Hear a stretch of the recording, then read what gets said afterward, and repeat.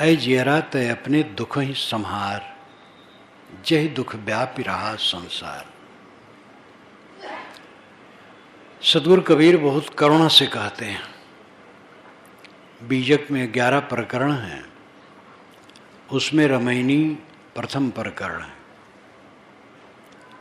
और रामायणी की प्रथम रामायणी पूरे बीजक की भूमिका है,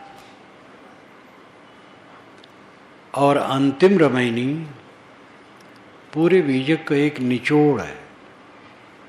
रामायणी निचोड़ तो है ही। शुरू की पंक्ति ही बड़ी करुणापूर्ण है। ऐ जियरा तय अपने दुख ही संहार। ऐ जियरा, साहब जैसे कोई गृहस्थ के घर में गए हों और बैठ गए हों और लोगों से कहे हों, ऐ जियरा तय अपने दुख ही संहार, अपने को दुख से बचा। जियरा शब्द बहुत सरल है। अवध क्षेत्र में प्रायः बुढ़ियां जब मिलती हैं एक दूसरे को, जियरा अच्छा है बहनी, ऐसा पूछती हैं। बहनी जियरा अच्छा है? जियरा जिंदगी जीव। ऐ जियरा तय अपने दुख ही संहार, जय दुख व्यापी रहा संसार। सारा संसार दुख से व्याप्त है। ऐ जियरा तय अपने दुख ही संहार, जय दुख व्यापी रहा संसार। माया मोह बधा सब लोई, सब लोग माया के मोह में बधे हैं। दुख का कारण यही है। अल्प लाभ मूल गो खोई। अल्प लाभ, लाभ माने तो अल्प है, लाभ तो क्या है? हानि है मोह में। लेकिन माने तो अल्प लाभ है और मूल खो जाता है, शांति खो जाती है। मोर तोर में सबे बिगुरचा, मोर तोर अहंता ममता में सब उलझे। जननी गर्भ उद्र मा सूता। फिर और विस्तार से कहते हैं साहब, जो हमें शरीर मिला है और चीजें मिली हैं, ये क्या है? चिंतन करो, विचार करो। जड़ प्रकृति के कणों के प्रवाह के बुलबुले हैं। समुद्र में तरंगे और झागें उठती हैं और फिर उसी में लीन होती हैं। ये सारा संसार समुद्र है। अम्बु की रास समुद्र की खाई, रवि शश कोटि 3300 भाई। भवर जाल में आसन माड़ा, चाहत सुख दुख संग न चाड़ा। दुख का मरम न काहू पाया, बहुत भांति के जग भरमाया। आपु ही बाउर आपु सयाना, हृदय बसे ते ही राम न जाना। अम्बु की राशि समुद्र की खाई, समुद्र की खाई में अम्बु की राशि होती है। समुद्र में अथाह पानी का सागर होता है। रवि शश कोटि 3300 भाई, ये सारा संसार सागर है। और प्रकृति के पदार्थों का परिवर्तन, ये उसकी लहरें हैं। रवि शशि 33 कोटि देवता भी इसी में चक्कर काट रहे हैं। प्रकृति का जाल है चारों तरफ। सारे निर्मित पदार्थ उसके बुलबुले हैं। और आप शुद्ध बुद्ध चेतन है। आपका संबंध किसी से नहीं है। जो चेतन आत्मा है उसका मौलिक संबंध किसी से नहीं है। अकेला अकेला है। बीच में ये झमेला है। जन्मा, कुछ दिन के बाद आंखें खुली तो माँ को देखा। धीरे धीरे माँ को पहचान लिया।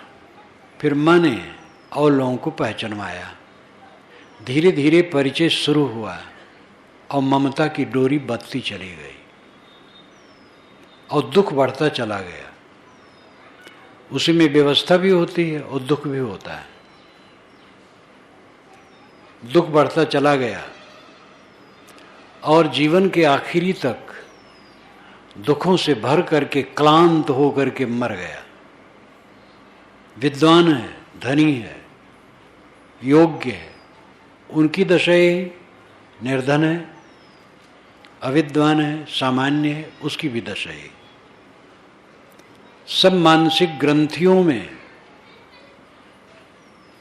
जल जल के मर रहे हैं, उलझ उलझ के मर रहे हैं। अपने को पहचानो, आप कौन हो।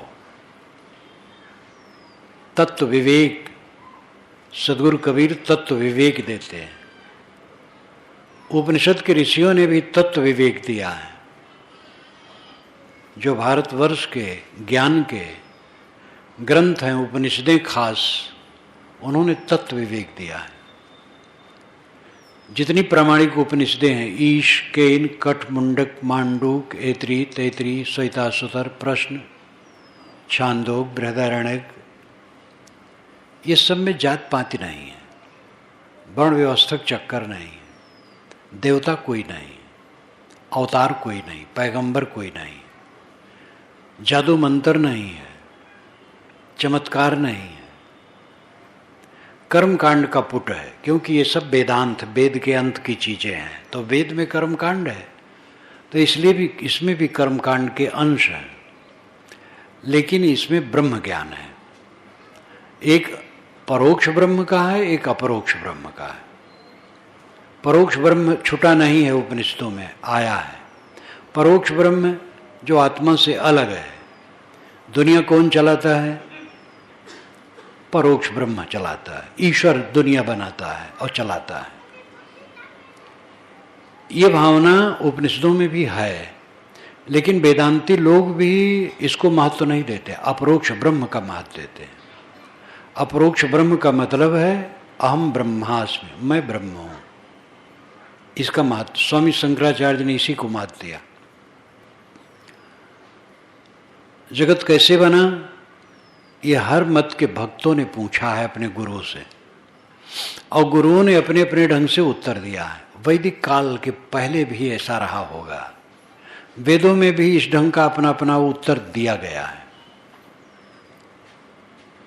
और वो झमेला आज तक चला आया है।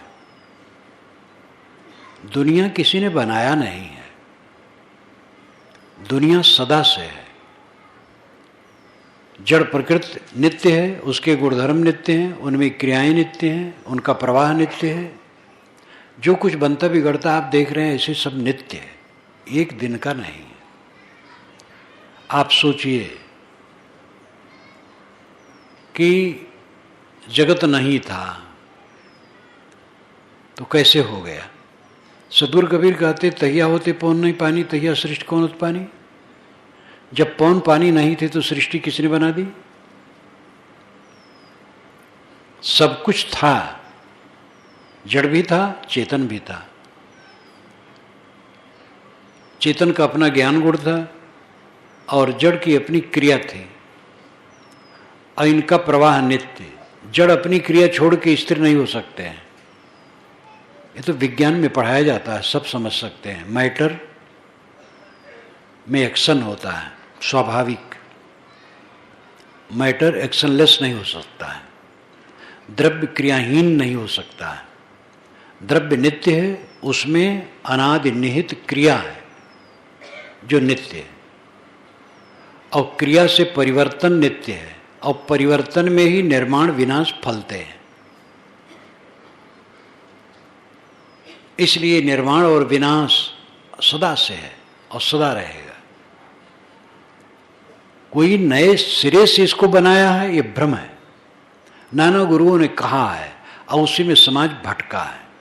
वेदों में भी कई जगह कहा है।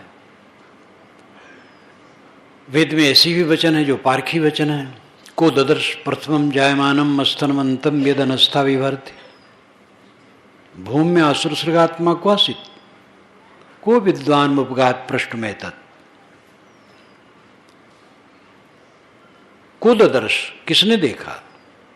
को ददर्श प्रथमम जायमानम, पहले पहले उत्पन्न होते किसने देखा? स्तनवंतम यद अनस्था विभर्ति, जो हड्डी रहित है वो हड्डी वाले को लेकर के निरंतर गतिशील है।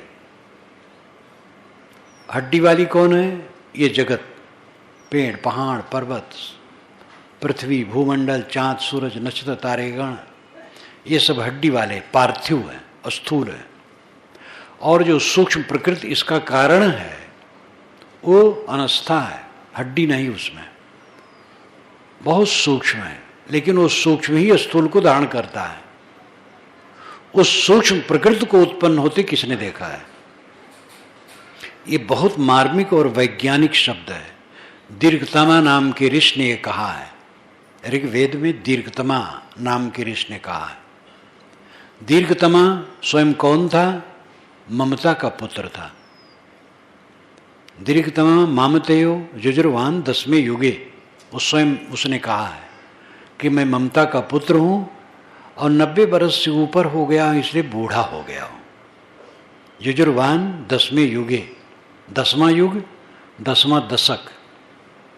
दीर्घतमा का ये वचन है। कोददर्श पृथ्वम जायमानम स्तनवंतम यदनस्था विवर्त। सूक्ष्म प्रकृति जो स्थूल जगत को लेकर के निरंतर गतिशील है, उसको उत्पन्न होते किसने देखा है? भूम्या असुर सृगात्मा क्वासित। भूम्या, भूमि से अस और असृक हो गए। भूमि पृथ्वी, अस प्राण, असृक रक्त। इसका लाक्षणिक अर्थ है कि जड़ प्रकृति से प्राण और रक्त, सूक्ष्म शरीर और स्थूल शरीर बन गए। ये तो बात समझ में आती है, क्योंकि प्रकृति जड़ है और प्राण भी जड़ है और शरीर भी जड़ है, रक्त भी जड़ है। आत्मा कौशिक, आत्मा क्या है? वो कहाँ से आ गया? वो तो प्रकृति से नहीं बनेगा। को विद्वान उपगात पृष्ठ में तत्। कौन विद्वान के पास जाता है इसको पूछने के लिए? बिल्कुल आपका पारक सिद्धांत का स्वरूप है। इसलिए श्री काशी साहब ने लिखा है, जुग जुग से पारखी संत होते आए हैं।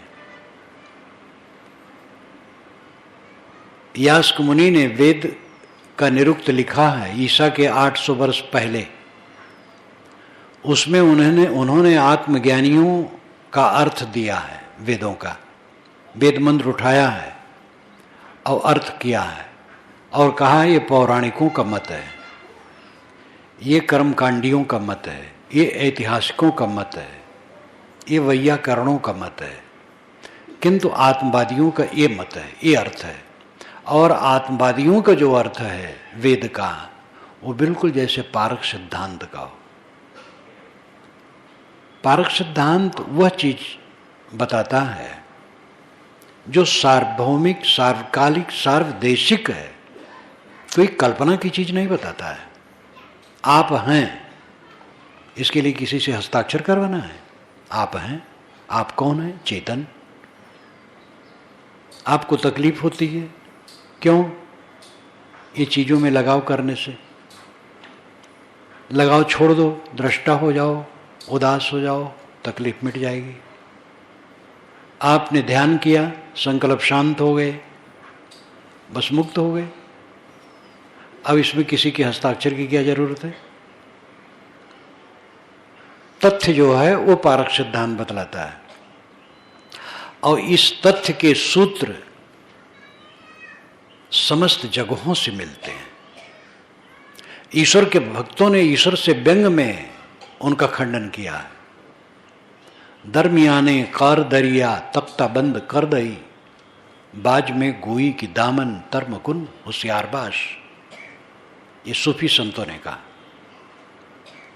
दरमियाने कार दरिया तख्ता बंद कर दई, ऐ ईश्वर तूने मुझे दरिया समुद्र के दरमियान नीचे डाल करके तख्ता बंद कर दई, तख्त से बांध दिया।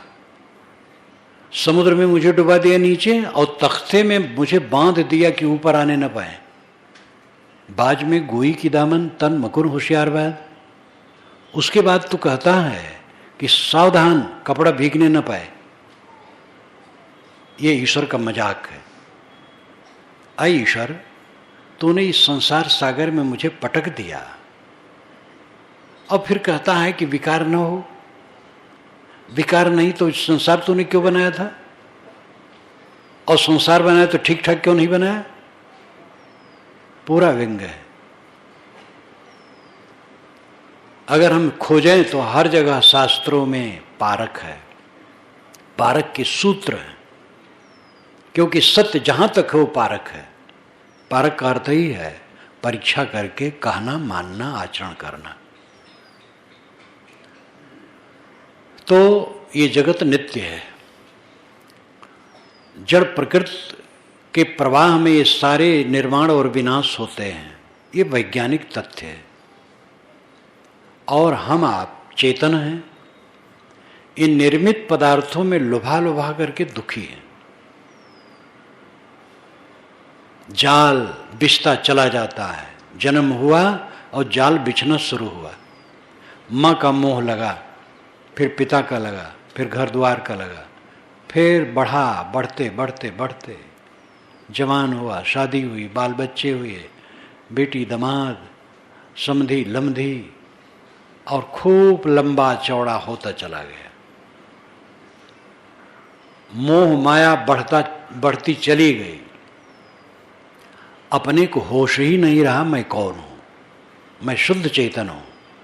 न मैं स्त्री हूं, न पुरुष हूं, न काला हूं, न गोरा हूं, न ब्राह्मण हूं, न शूद्र हूं, न इंडियन हूं, न यूरोपियन हूं, न अमेरिकन हूं, न रसियन हूं। मैं तो शुद्ध चेतन हूं और मेरे से किसी का कोई संबंध नहीं है। न मेरा कोई है और न मेरा कुछ है। ये परम सत्यता है। लेकिन इस सत्यता को अपने चित्त में कितने लोग धारण करते हैं और इसका अनुसंधान कितने लोग करते हैं? अनुसंधान का मतलब है चिंतन करना, इस पर सोचना। रोज नहीं ज़्यादा 15 मिनट अकेले में बैठ करके ये सोचना मेरा कुछ नहीं है और कोई नहीं। इस पर पहले विचार लो, मोटी बुद्धि से विचार लो। पिता पितामह का सब था और वे सब चले गए। रायपुर के पाटीदारों में धनजी भाई आए हमारे पास और वे हमें पकड़े कि साहब वहाँ चलना है, अब आप वहाँ आवे जाएं। तो हमारे जो कुछ नेमी प्रेमी हैं, घर परिवार के लोग हैं, आपको समझें और देखें, सुने, कुछ लाभ लें। ले गए, अनेकों की दीक्षा करवाए। उनका अनुराग था, वो समझते थे, मेरी पुस्तकें खूब पढ़ते थे, कट्टर पारखी थे।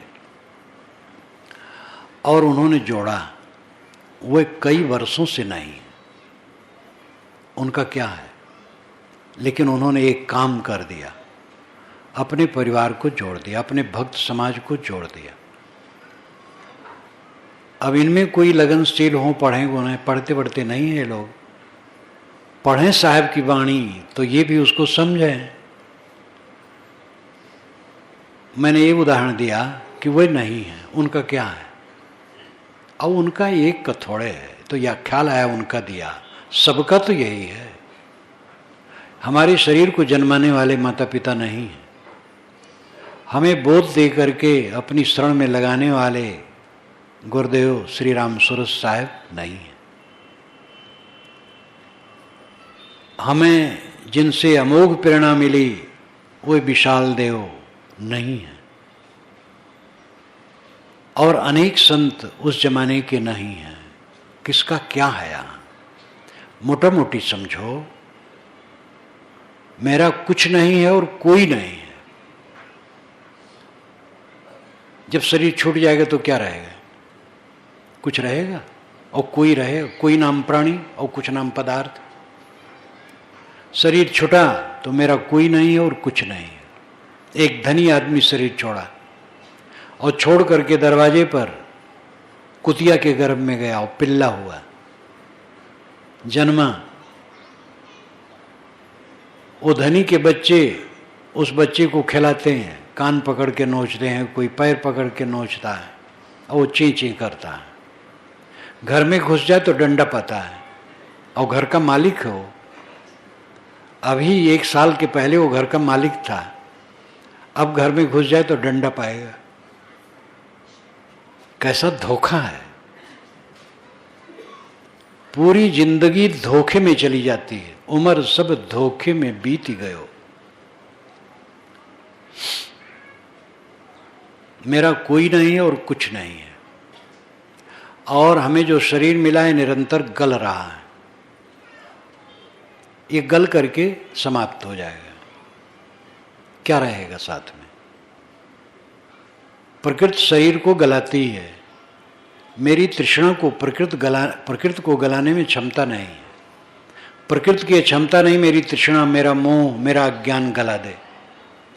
मेरे शरीर को गलाती है मेरी तृष्णा, मेरा मोह, मेरा अज्ञान। मुझे गलाना पड़ेगा।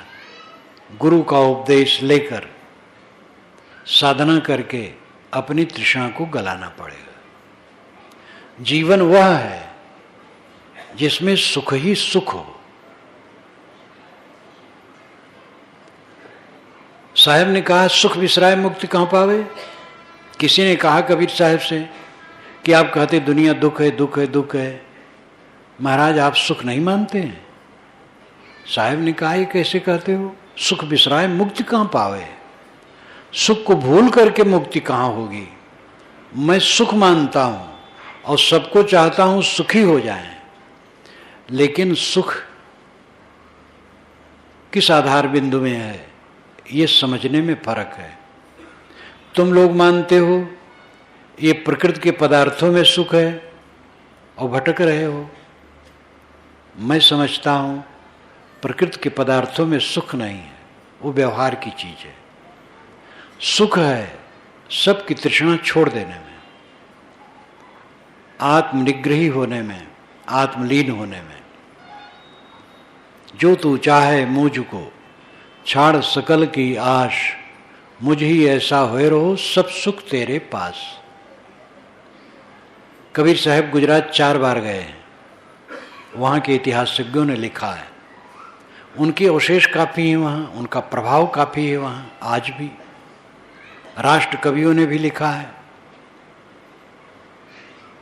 कबीरवड़ जो नर्मदा के तट पर है, तत्वा जीवा नाम के 2 ब्राह्मण बंधु उनके शिष्य थे।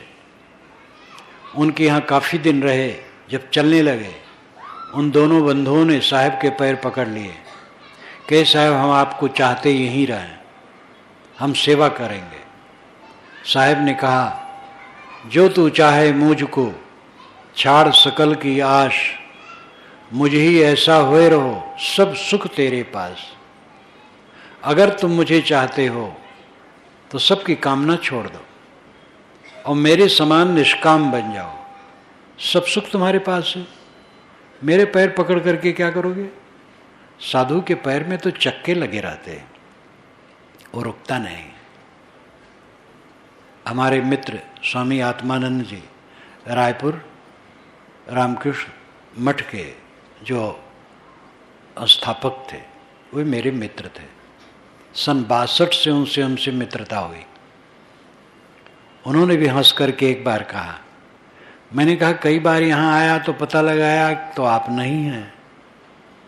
कहे हाँ साधुओं के पैर में तो चक्के लगे ही रहते हैं। तो साहब ने कहा भाई मैं रुकूंगा कैसे, मैं तो चल दूंगा। जैसे मैं निष्काम हूं वैसे तुम भी निष्काम हो जाओ। गुरु के पास सब बैठे रहते हैं, कहाँ तक बैठे रहेंगे? जो गुरु कहते हैं करो, और गुरु के पास कोई बैठा रहे वो करे ना, तो पास में रहने का मतलब क्या है? साहब कहते जो तू चाहे मुझको, अगर तू मुझको चाहता है तो जो मैं कहता हूँ वो कर। छाड़ सकल की आश, सबकी कामना छोड़ दे, निष्काम हो जा। मुझे ही ऐसा होए रहो, जैसे मैं निष्काम हूँ ऐसे तू निष्काम हो जा। सब सुख तेरे पास, सब सुख तुम्हारे पास है। एक घर का बूढ़ा है, समय उसका खत्म हो गया है सेवा का, लड़के जवान हो गए हैं, लड़कों की मलकई है, बाहर से लोग आते हैं लड़के से मिलते हैं, बहुओं से मिलते हैं, बुढ़िया से नहीं मिलते, क्योंकि बुढ़िया की जिम्मेदारी ही नहीं है। अब ये बूढ़े बूढ़िया अगर निष्काम है तो सुखी हैं, अहंकारी हैं, कामना वाले हैं तो अंदर अंदर जलते हैं। देखो गांव वाले भी, मोहल्ले वाले भी आके बच्चे से मिलते, हमसे मिलते नहीं हैं, हमारे पास बैठते ही नहीं है, कोई हमें पूछता ही नहीं है। ये दरिद्रता जितनी रखोगे दुख पाओगे। जितने दिन बीते हैं निष्काम होते जाओ। सेवा का समय खत्म हो गया, अब वानप्रस्थी का समय आ गया। 60 वर्ष के बाद सरकार भी छोड़ देती है, लेकिन ये बूढ़े 90 वर्ष के हो जाए तो भी नहीं छोड़ना चाहते। निष्काम हो जाओ, निर्माण हो जाओ। जो वस्त्र मिले उपयोग करो, जो खाना मिले बहुत समझो, कोई पूछे बहुत समझो, न पूछे ठीक है। सेवा करें बच्चे, धन्यवाद दो, न सेवा करें धन्यवाद दो, शिकायत छोड़ दो, तब सुखी होगे। कामना रखोगे दुखी होगे, अंतर होगा। बुढ़िया हैं, अपनी बेटी खून की थी, बहू आई है अपने खून की नहीं है। बहू के मन में भी फर्क हो सकता है, लेकिन बुढ़ियों के मन में पहले से फर्क बना है, इससे सुख नहीं होगा। बुढ़ियों को समझना चाहिए बहू बेटी है, अपनी बेटी तो घर गई अपने, उससे बेटी जैसा प्यार करो और निष्काम रहो। हर जगह निष्काम और निर्माण रहने से सुख मिलेगा। और महारोग है हमारे में अहंकार और कामना, ये दोनों जला रहे हैं। अहंकार कामना किसका है? एक कूड़े कचड़े का। कूड़ा कचड़ा के अलावा संसार क्या है? शरीर जो सभी उपलब्धियों का आधार स्तंभ है, वो स्वयं महाकूड़ा कचड़ा है। फिर उसकी उपलब्धियां क्या रतन है? वो सब कचड़े हैं। और इसी कूड़ा कचड़ा को लेकर के हमें अहंकार है, वो कामना है। हवा के झोंके के समान जो शरीर आजकल में लुप्त हो जाने वाला, उसका अहंकार है। पद प्रतिष्ठा धन दौलत जो कुछ भी है सब नश्वर है, और उसी का अहंकार है। ये अहंकार में हम अनादिकाल से जल रहे हैं, आज भी जल रहे हैं। ज्ञान होने पर भी जलन नहीं मिटती जब तक साधना में तत्पर न हो। समझ में तो बात आ गई, लेकिन साधना में तत्पर नहीं। अत्यंत वैराग्यवतो समाधि समाहितस्यो दृढ़ प्रबोध प्रमोद तत्वस ही बंदर मुक्तिर मुक्तात्मनो नित्य सुखानुभूति। ये स्वामी शंकराचार्य ने कहा। शंकराचार्य क्या कहते हैं? मेरी पुस्तक है, उसमें सब पा सकते हैं। अत्यंत वैराग्यवतो समाधि, अत्यंत वैराग से समाधि होती है। पूर्ण वैराग से, अखंड वैराग से समाधि होती है। वैराग शब्द से कोई घबराओ ना। वैराग कपड़ा नहीं है। जो जहां रहें, अनासक्त होना ही वैराग्यवान होना है। घर परिवार में हो, अनासक्त रहो। जल में कमलवत, जितना अनासक्त होगे चित्त समाहित होगा, शांत होगा। जितना आसक्त रहोगे चित्त चंचल रहेगा। एक युवती अभी 1 घंटा के पूर्व, बहुत से लोग वहां बैठे थे, वो भी गई, एकदम व्याकुल होके बैठ गई बंदगी करके। मेरी समस्या है। मैंने कहा क्या समस्या? मेरा मन मेरे काबू में नहीं है, मैं स्वरूप में स्थित होना चाहती हूं। मैंने कहा बेटी धन्यवाद, इसके लिए जो व्याकुल हो धन्य है। युवती है अभी और व्याकुल है वो कि मेरा मन स्वरूप लीन नहीं होता है, चंचल है। कितनी सौभाग्यवती है। और अगर उसका अनुराग ये रहा तो साधना में बढ़ेगी। अनुराग से कुछ होता है, बिन शौक फकीरी मिट्टी है। बिना शौक के फकीरी भी मिट्टी है। वो शौक क्या है? अनुराग। गोस्वामी जी ने भी कहा, अनुराग जे निज रूप सो जगते विलक्षण देखिए, संतोष सम शीतल सदा दम देह वंत न पेखिए, निर्मल निरामय एक रसते हर शोक न व्यापई, त्रैलोक के पावन सो सदा जाकी दशा ऐसी भई। निज रूप से जिसको अनुराग है, अनुराग जे निज रूप सो जगते विलक्षण देखिए, उस संसार से विलक्षण रहता है। संतोष सम शीतल सदा, वो संतोषी होता है, शम होता है, उसका मन शांत होता है, शीतल होता है, उद्वेग शून्य। संतोष सम शीतल सदा, दम इंद्रियों को वश में रखता है, देहवंत न पेखई, वो देहाभिमानी नहीं होता है। संतोष सम शीतल सदा दम देहवंत न पेखई, निर्मल निरामय एक रसते हर शोक न व्यापई, वो निर्मल होता है, निरामय मानसिक रोग से रहित, एक रस एक समान होता है, उसकी निष्ठा श्रद्धा साधना एक समान होती, उसके चित्त में हर्ष और शोक नहीं व्यापते हैं। त्रैलोक के पावन सो सदा, वह त्रैलोक के पावन है सदैव, तीनों लोकों को पवित्र करने वाला। तीन लोक कहने का प्रचलन हमारे भारतवर्ष में नहीं, विश्व में है। कम से कम 2 लोक तो कहा ही जाता है। लाओ त्से ने अपनी पुस्तक में ताओ ते चिंग में धरती और स्वर्ग कहा है बार बार। इसको मैं एक बरस से आपके सामने उदाहरण देता हूँ। गत बरस में मैंने इसको लिखने की शुरुआत की थी और लिख दिया था, और अब वो छप गई है और 1 सप्ताह में उलजिल्र के रूप में आ जाएगी। आप लोग जरूर उसको मंगाइएगा, पढ़िएगा। लाओ त्से क्या कहते हैं, पुस्तक का नाम है, मैंने नाम दिया है, और उनकी पुस्तक का नाम है ताओ ते चिंग। ये चीनी भाषा में है, लेकिन इंग्लिश अनुवाद के आधार पर मैंने भाष्य किया है, और बहुत मार्मिक पुस्तक है, बिल्कुल जैसे आपका पारक सिद्धांत।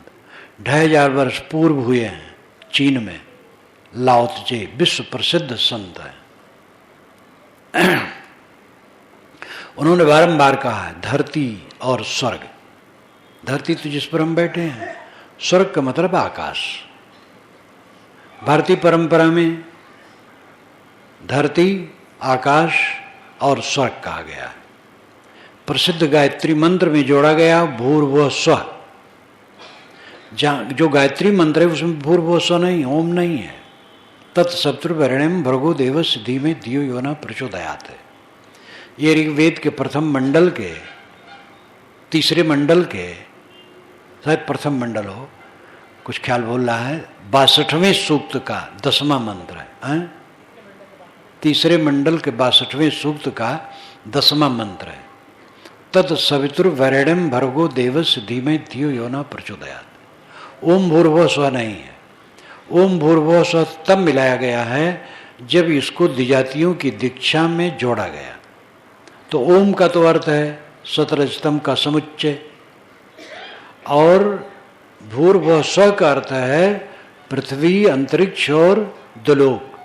भूर नाम पृथ्वी, भू पृथ्वी, भूः का मतलब है अंतरिक्ष या आकाश, स्वः का मतलब है चमकता लोक, चांद सितारों का मंडल। 3 लोक इस प्रकार कहा गया है वैदिक युग से। तो 3 लोक कहने का आज भी प्रचलन है। 3 लोक से समझ लीजिए त्रिगुणी जीव, सतरजतम, ये 3 गुण के जीव हैं, ये त्रिगुणी जीव 3 लोक हैं। ये पूरा संसार प्रकृति का प्रवाह है। हमारे चारों तरफ कुछ भी हमारे बस में नहीं है, सब भाग रहा है, सब बुदबुदे की तरफ बन रहा है और मिट रहा है। और इसमें हम गाफिल होकर के अपने को न समझ करके पकड़ने में लगे, और ये पकड़ में आने वाला नहीं। कितने लालों को पाले पर सोना ही आंचल है, जग को समेट के रख ले ऐसा किसमें संबल है। कितने लालों को पाले लेकिन आंचल सोना है। जगत को समेट करके रख ले, किसमें इतनी शक्ति है? छूछे आए छूछे जाना है, चाहे जितनी गामा गामी कर लो, बहुत मोह माया बढ़ा लो, इतने बच्चे हैं, ऐसा धन है, ऐसा राजकाज है, कारखाने लगे हैं भारत के कोने कोने में, विदेश में भी, और अतुल संपत्ति है, लेकिन ये सब को छोड़ करके चल देना होगा। अंबानी जब मरे, उनके बच्चे कंधे पर रखे अर्थी, तो आडवाणी और ठाकरे दोनों हाथ जोड़ के खड़े थे। चित्र में अखबार में आया था, मैं कलकत्ता में था, देखा चित्र। आडवाणी और ठाकरे दोनों खुर्राट, लेकिन अब मृत्यु के सामने तो सब नम्र। अंबानी का शरीर छोटा था, अंबानी ने कितना मोबाइल का प्रचार किया, लेकिन बेचारा एक मोबाइल नहीं ले जा सका। हम लोगों की आंखें क्यों बंद हैं? क्या ले जाएंगे, कहां ले जाएंगे? ज्ञान का तत्व सर्वत्र फैला है। बाहर की पुस्तकें भीतर की पुस्तकों को उद्भासित करने के लिए हैं। अंदर की पुस्तकें सब पढ़ नहीं पाते हैं, इसलिए बाहर की पुस्तकें पढ़ करके तब अंदर में कुरेद उत्पन्न होती है, तब समझ में आता है। और वास्तविकता यह है कि आपके अंदर में किताब है, क्योंकि आपके अंदर से ही किताब निकली है। फारसी के कवि ने बड़ा सुंदर कहा है, लौह महफूजस्त दरमानी दिलत, हरचमी ख्वाही सबज जो हासिलत, दर हकीकत खुद तुयुमुल किताब, खुद जी खुद आयात खुद रबाज है आप। लौह महफूजस्त दरमानी दिलत, हर इंसान का दिल लौह महफूज है, सुरक्षित चित्रपट है। अरबी में लौह, संस्कृत में लौह, लोहे को कहते, दोनों में लौह है। लौह महफूजस्त दरमा, महफूज नाम सुरक्षित, लोहे के बनी हुई सुरक्षित पेटी आपके अंदर में है। लौह महफूजस्त दरमानी दिलत, हरचमी ख्वाही सबद जो हासिलत, दर हकीकत खुद तो ही मिल किताब, हर काबिल चीज तेरे अंदर से निकलने वाली है, और तो खुद काबिल किताब है। कुरान की आयतों को अपने दिल से निकाल। हमारे यहां भी कहा गया, वेद के मंत्र पुरुष के स्वर है। पुरुष कौन है? आत्मा। पुर उष, पुरुष, पुर आगे, उस चलाना, आगे आगे जो ज्ञान प्रकाश करता रहता है जीवात्मा, यही पुरुष है। और इसी का स्वर है, इसी की सांस है, मानो वेद। सबके अंदर में वेद है, सबके अंदर में कुरान बाइबिल है, सबके अंदर में बीजक और गीता है, लेकिन लोग पढ़ नहीं पाते। इसलिए ये बाहर पुस्तकें बनाई गई हैं, इसको पढ़ करके याद करो, अपनी तरफ लौटो। जहां हम बैठे हैं हमारा कुछ नहीं है, और जिस दिन ये बात बिल्कुल साक्षात होगी उस दिन हम कुछ नहीं कर पाएंगे। जब मरने का टाइम आएगा और लगेगा अब शरीर छूट रहा है, तब पता लगेगा कि मेरा कुछ नहीं है, लेकिन तब कुछ करने लायक नहीं रहेंगे। जब करने लायक हैं तो चारों तरफ हाथ पैर फैला रहे हैं कि मेरा है, मेरा है। यही जीवन का सबसे बड़ा धोखा है। इस धोखे को मिटाओ। इसके लिए खुराक लो। रोज आप भोजन लेते हो, सुबह शाम मध्याह्न। आध्यात्मिक खुराक कम लोग लेते हैं। जहां संत महात्मा मिले उनकी वाणी सुनो, ज्ञान के ग्रंथ घर में रखो और रोज नियम निकालो, पढ़ो और चिंतन करो और ध्यान करो। सेवा तो आप करते हैं, लेकिन इसके साथ स्वाध्याय, चिंतन और ध्यान, इन तीनों बातों को बढ़ाओ। अकेले में बैठो, अपने घर में एक जगह ऐसी बना लो जो साफ सुथरी हो, हवा प्रकाशदार हो। वहाँ एक आसनी रखो स्वच्छ कंबल की, उसके ऊपर कपड़ा बिछा लो और बैठ जाओ। जमीन में हो अच्छा है, नहीं तो चौकी हो छोटी, जमीन हो तो और अच्छा है। और वो आपकी पूजा की जगह हो। रोज अध्ययन करो, ध्यान करो और चिंतन करो। धीरे धीरे देखोगे आपका मन विवेक में बलवान हो गया है, आपका दुख घट गया है। एक भक्त ने मुझे बताया कि साहब रात में ही आपका कैसेट लगा देता हूँ प्रवचन का, और लगा करके बंद करके सो जाता हूँ। सुबह नींद खुलती है तुरंत उसको ऑन कर देता हूँ और प्रवचन शुरू हो जाता है टेप रिकॉर्डर में। मैं सोच जाता हूँ, व्यायाम करता हूँ, स्नान करता हूँ, प्रवचन सुनता रहता हूँ। स्नान करके आया तब उसको बंद कर देता हूँ, तब ध्यान करता हूँ। और ध्यान जब समाप्त हुआ तो थोड़ा अध्ययन करता हूँ, फिर जलपान करके काम में लगता हूँ। अब ये उनकी लगन बहुत बढ़िया बात लगी। 1 घंटा करीब करीब लग जाता है, जल्दी जल्दी करे तो शौच, स्नान, व्यायाम, और 1 घंटा तक उसके साथ साथ प्रवचन भी सुनते रह रहे हैं, तो खुराक अंदर जा रही है। आजकल विज्ञान ने ये बहुत सुविधा दे दी है, आप पढ़ने की स्थिति में ना हो तो प्रवचन सुनते रहें, लगा दें। ज्ञान की बात सुनें, पढ़ें, सोचें, ध्यान करें।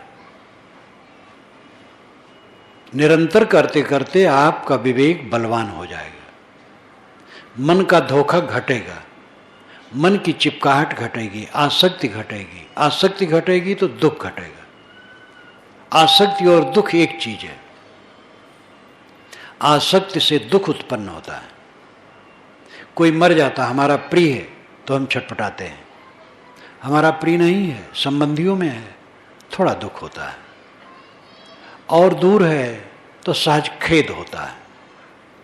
अगर कहीं बैर विरोध है तो मन में खुश होते हैं। खुश होना तो पाप है, समझदार खुश नहीं होगा, लेकिन दुखी भी नहीं होता, सहज लगता है। जितना लगा होगा उतना दुख होगा। सतगुरु कबीर ने कहा है, साहेब मेट लगारी, आओ न जाओ मरो नहीं जियो, साहेब मेट लगारी। अब मुझे आना जाना नहीं है, जन्मना मरना नहीं है। सतगुरु ने लगारी मिटा दी। सतगुरु ने ऐसा बोध दिया कि मेरी लगारी मिट गई। लगारी नाम मोह, आसक्ति। आसक्ति में सब जल रहे हैं, मोर तोर में सबे बिगुर जा, माया मोह बधा सब लोई। और कहीं कबीर ते उबरे जाहि न मोह समाए। छोटा सा वाक्य, इसको बड़े अक्षरों में आप लिख करके अपने शयन कक्ष में टांग ले, दरवाजे पर टांग ले, ड्राइंग रूम में टांग ले। कहीं कबीर ते उबरे जाहि न मोह समाए। और जहां भोजन करें तहां टांग ले, कम खाओ गम खाओ। कम खाओ, कम खाना बहुत जरूरी है। और जो मोटे लोग हैं उनसे तो मैं और कहता हूं कम खाओ। कई मोटों से कहता हूं तुमसे मुझे ईर्ष्या हो रही है। क्यों साहब ईर्ष्या हो रही है? आप मोटे हो गए इसलिए। मेरे लिए शिकायत करते हैं आप दुबले हो गए हैं, लेकिन मैं दुबला अच्छा हूं, मैं आपको भी चाहता हूं। एक मोटे सज्जन कहे साहब आप दुबले हो गए हैं, तो मैंने कहा मैं आपको श्राप देता हूं, आप भी दुबले हो जाओ। तो हंसने लगे। कम खाओ और गम खाओ, सब जगह सुखी रहोगे। कम खाओगे पेट ठीक रहेगा, गम खाओगे मन ठीक रहेगा। सबकी सह लो, छोटे बड़े सबकी सह लो। नम्र रहो। नम्रता और निष्कामता एक सिक्के के 2 पहलू हैं। बिना पूर्ण नम्रता के कोई निष्काम नहीं हो सकता है, और पूरी निष्कामता के बिना कोई निर्माण नहीं हो सकता है।